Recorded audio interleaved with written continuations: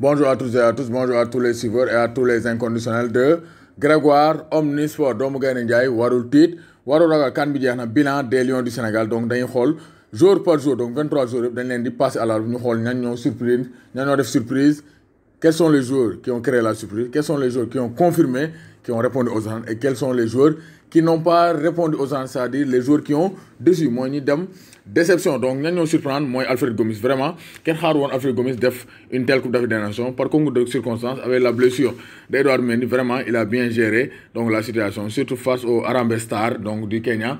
Il a réalisé une performance héroïque. Moo tax Alfred Gomis, vraiment, c'est le deuxième meilleur gardien de la Coupe d'Afrique des Nations. Donc bu amaatee compétition bu baax a baax yaakaar naa moo Edouard Mendy di yomb ci camp au Sénégal. Donc Lamine Gassama aussi il a surpris parce que kenn xaar woon Gass à ce niveau kenn xaar woon Gass mu titulaire donc def match yu baax yi même si Gass quand même en équipe nationale du Sénégal il a progressé depuis 2015 2017 bokkoon na ci meilleurs Sénégalais yi de la CAN 2017 cette fois-ci il a confirmé avec 2 passes décisives donc en 5 matchs 470 minutes jouées. Donc Gassama a réalisé d'excellentes prestations avec les Lions du Sénégal. Cheikh Kouyaté aussi il a surpris parce que Cheikh Kouyaté aussi bokk woon ci titulaire yi mais ba mu duggee quand même Cheikh Kouyaté a fait une CAN honorable borom ñaari soxna yi vraiment def na CAN bu baax a baax 7 matchs 637 minutes un carton jaune. Donc Kouyaté vraiment def na CAN bu jéggi dayo. Pape Alioune Ndiaye aussi il a surpris parce que Pape Alioune Ndiaye vraiment avec son match face au Madagascar ici il avait montré des signaux match amicaux aussi il a insisté mais CAN bi vraiment dafa yéegal niveau bi dafa aj baari fu kawe vraiment Pape Alioune Ndiaye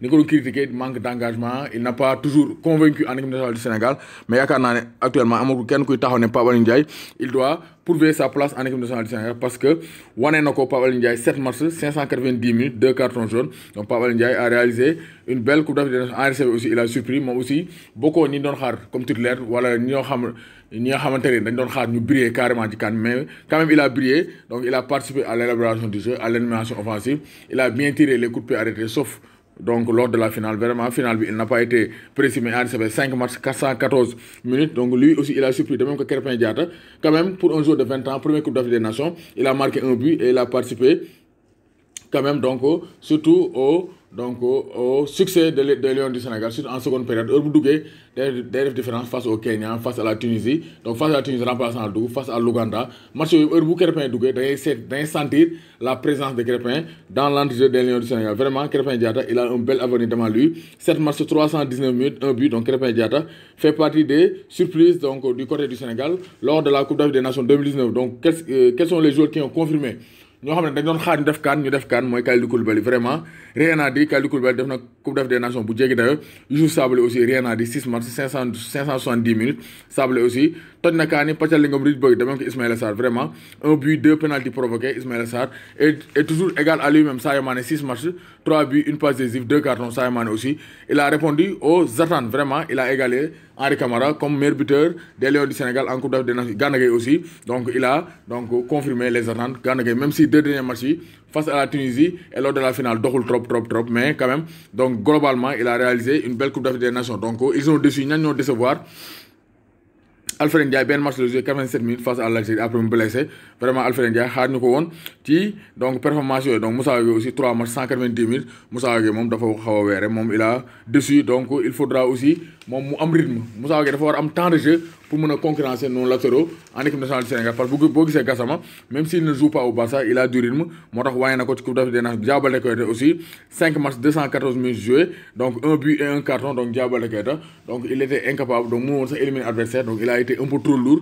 Diao Baldé foo mu amaat compétition toj yaram bi comme ça dina mën a ñëwaat à son meilleur niveau. Donc le niveau qui était le sien en 2017 lors de la CAN 2017. Donc Mbaye Niang aussi donc 7 matchs 524 minutes. Donc Mbaye Niang a déçu vraiment même s'il a participé au jeu mais il n'a pas marqué 0 but pour Mbaye Niang. Il a déçu en tant qu'attaquant de pointe. Donc même chose aussi pour Mbaye Diagne même si joué wul lu bari joué na 120 minutes en 5 matchs. Donc Mbaye Diagne aussi heure bu duggee aussi il n'a pas fait la différence moom aussi c'est une déception. noo nga xam ne am na joueurs yoo xam ne tamit mënoo leen wax dañoo def performance yu baax wala kii parce que amuñu temps de jeu bu bari c'est le cas de Edouard Mendy. Donc Edouard Mendy 2 matchs de 180 minutes. Donc il s'est bien donc joué il s'est bien démené face à la Tanzanie après face au Kenya échauffement mu gaañu face à l'Algérie def na performance bu baax même si Sénégal dañ ko gagné mais quand même il n'a pas beaucoup joué. Salif Sané aussi 3 matchs le joué donc 2 matchs premier match bi égalé ko deuxième match bi remplaçant face à la Tunisie troisième match bi mu joué final bi bon Salif Sané aussi il a eu une CAN un peu mitigée Saliou Ciss benn match le joué donc difficile de le juger aussi donc ils ont peu joué Sadio Thioub aussi 2 matchs donc le joué en tant que remplaçant 44 minutes Moussa Konaté aussi il a été décrié amoon na ay occasion pour passe il n'a pas été donc collectif moom aussi 2 matchs 23 minutes donc difficile de le juger donc ñaari joueurs yi ñoo joué mooy Abdoulaye Diallo ak kii di Pape Abouché ñoo rek ñoo joué mais de manière globale quand même on a eu une CAN satisfaisante du côté des Lions du Sénégal donc Aliou Cissé je pense que groupe bi baax na ko maintenir am yu mu yokku donc ñambaas yàqul solo yoo fa yàqul jën bu ko defee rek je pense que équipe nationale du Sénégal dinañ mën a def Coupe d'Afrique des Nations 2021 bu jéggi dayoo doomu Gaynde Njaay warul tiit warul ragal